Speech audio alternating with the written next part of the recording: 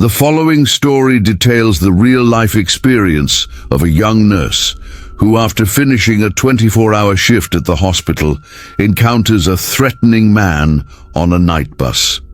She will tell you everything that happened on that terrifying day. But first, I ask you to subscribe to the channel and leave your like so you don't miss any stories. And now, I will give her the floor to speak. Until next time, and I will see you in the next video. Hello, my name is Emmy. I'm a nurse, and that night I had just finished my shift at the hospital, a 24-hour shift. I was exhausted, barely able to wait to get home and sleep. The bus stop was empty, even though it was 8 in the evening. The cold wind cut against my skin, and the flickering streetlight cast unsettling shadows on the ground. I hugged myself, trying to keep the discomfort away. I looked around, but there was no one else. After a few more minutes, my bus finally arrived to my relief. I'd soon be in bed. I got on and noticed there were only a few people aboard. For a moment, a strange feeling washed over me, like a kind of negative energy. A shiver ran down my spine, but I ignored it and walked to my seat. I rested my head against the window, trying to relax as the vehicle started moving through the silent night streets. The bus had traveled through a good part of the city, but at the stop after Central Square, it halted. Immediately, a horrible stench of alcohol filled the air. Instinctively, I looked toward the entrance and saw a strange man getting on the bus. He wore wrinkled, dirty clothes, had disheveled hair, and a strong smell of alcohol permeated the air. I turned my gaze back to the window, just wanting to get home. However, I soon heard his steps slowly approaching my seat, and a chill ran through me. "What's a pretty girl like you doing alone on a bus at this hour?" His voice was slurred and hoarse, soaked in the strong stench of alcohol. My body instantly tensed. I kept my eyes on the window, pretending not to hear, hoping he'd get the hint that I didn't want to talk. No need to be so rude. I was just trying to be nice. "My name is Marco. Nice to meet you. You really gonna keep ignoring me?" At that point, I lost my patience as I noticed he was stretching out his arm to touch me, like he wanted to test my limits.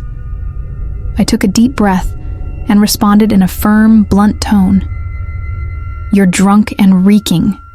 If you keep this up, I'll scream." On this bus, my voice cut through the silence around us.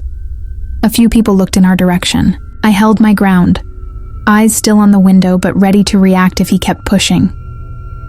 The man went silent for a few seconds, which felt like an eternity. Then he stood up without saying a word and remained by my side, standing. My heart raced, but he didn't do anything. I stayed calm, even as the tension in the air thickened. The bus kept moving, with more passengers getting off along the way. As the number of people dwindled, he walked to the back of the bus. Suddenly, he turned around and started staring directly at me, empty eyes, as if studying me. "You're the nurse from Central Hospital. I've seen you there. You work on the second floor and usually leave late. I know about you. And you? Know what? I hated what you did just now. You humiliated me, and you're not getting away with it." My heart stopped for a moment, and I felt my legs trembling. I stood up immediately, signaled the driver, and prepared to get off at the next stop. I was just a few blocks from home, and had no intention of staying on that bus with that aggressive man. Every second felt like an eternity, and the tension was palpable. I just wanted to get out of there and away from him. As soon as I stepped off the bus, I started walking quickly, relieved that the man hadn't followed me. My steps were hurried. I needed to get home fast. The city streets were deserted, nearly 10 at night, and the silence heightened my sense of vulnerability. Each corner seemed farther and darker than the last. Fear gripped my chest, and I kept glancing around, hoping the danger I felt would fade, but it only grew with each step. I looked at my phone to check the time. trying to distract myself from the growing fear. But then suddenly my stomach churned. There he was, the man, in the middle of the street walking toward me. And worst of all, there was no one else around, just me and him. The street was quiet and deserted, as if the entire world had disappeared. Now it's just you and me. And the best part? You can scream all you want. Isn't that great? You're not getting away. He started running, and I bolted down the street, the night swallowing my footsteps. Fear completely overtook me, my heart pounding like it would burst from my chest. I wanted to scream, but the streets were empty. Only the oppressive silence around me. Worse still, I could hear his footsteps behind me, fast and relentless, like a predator chasing its prey. He was getting closer, the terror spreading through my mind. But I knew I couldn't stop. I was running out of energy. But something inside pushed me to keep going, to survive. I sped up as much as I could until I saw a 24-hour diner up ahead. It had to be a miracle.